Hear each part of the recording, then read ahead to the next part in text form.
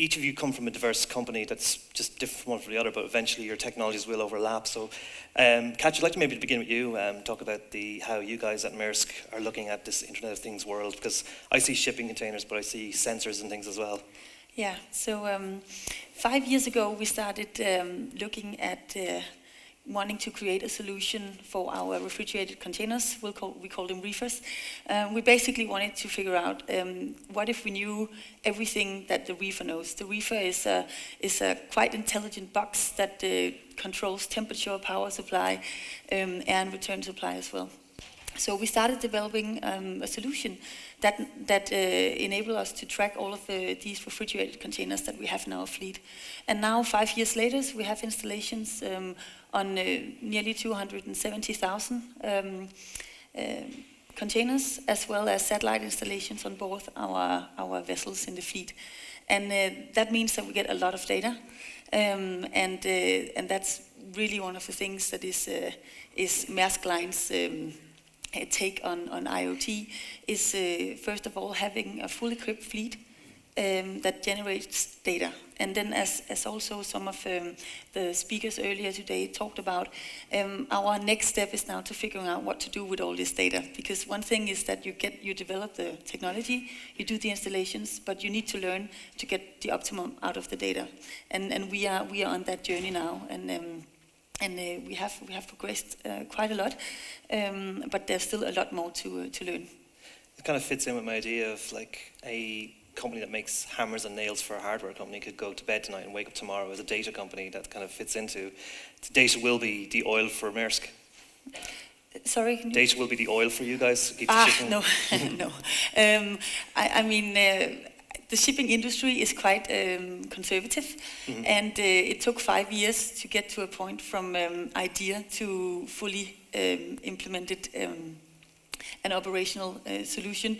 And I mean, I think our challenge in the industry is that the IoT evolution is going extremely fast compared to the shipping industry.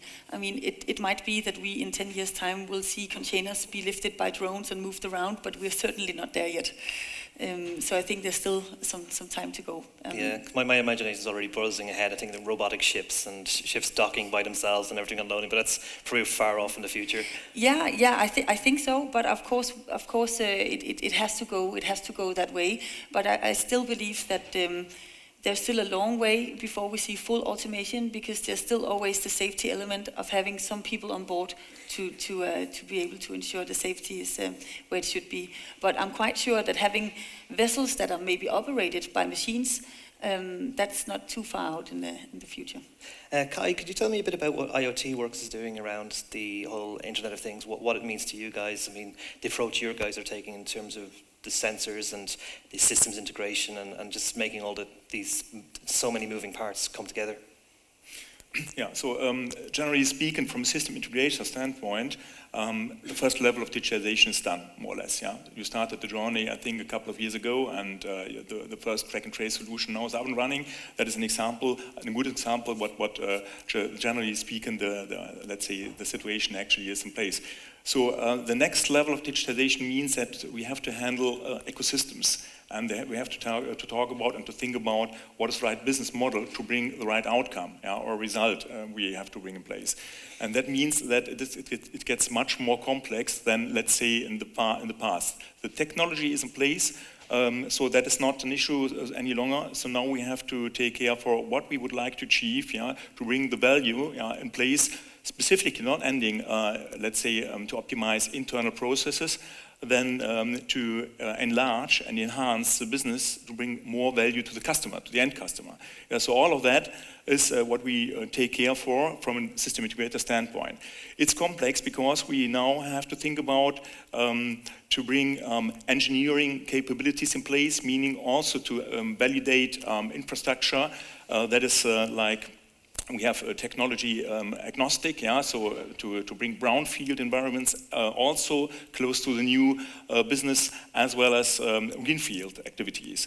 And beside that, we have to think about system integration of the next dimension, yeah? Meaning we have to take care for existing environments, enterprise research planning systems like CRM, systems like manufacturing execution systems. And all of that, it makes it very complex and needs to have a partnership of choice to start a new journey. Yeah? And this is something like the time where we are actually.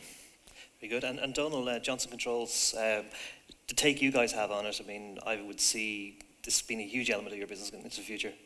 Yes, I mean, we are kind of an Internet of Things in our own right as a company. We've got 3 major pieces of business. We're the world's leading heating, ventilation and air conditioning system provider, building management systems, and then fire and security systems. And then also a very large power business that supports the car battery industry. And as you think of the changes in cars going forward, autonomous driving, anti-collision systems, etc., big power needs that are critical that you can't lose because catastrophic things happen. So lots of different parts of our business being connected in really interesting ways. We've got literally billions of deployed sensors currently, and every day we add more to that network. And what we're seeing is interesting things happen. I guess, you know, the cost of sensors going down dramatically, the cost of telecoms that connect all these things going down, and the cost of data storage, retrieval, security around data, etc. All of those drivers are moving in the right direction, and so you're seeing real momentum starting to happen because things that you couldn't do before because they were too expensive, even though you'd like to do them, are now becoming possible to do because the economics around them make it make sense. And so a lot of the complex use cases that we would have looked at before and found difficult to do, we're now finding possible to do and can bring real value to our existing and new customer bases, new services that we can offer on top of the kind of industrial products and services that we'd have traditionally offered. Enjoyed this video?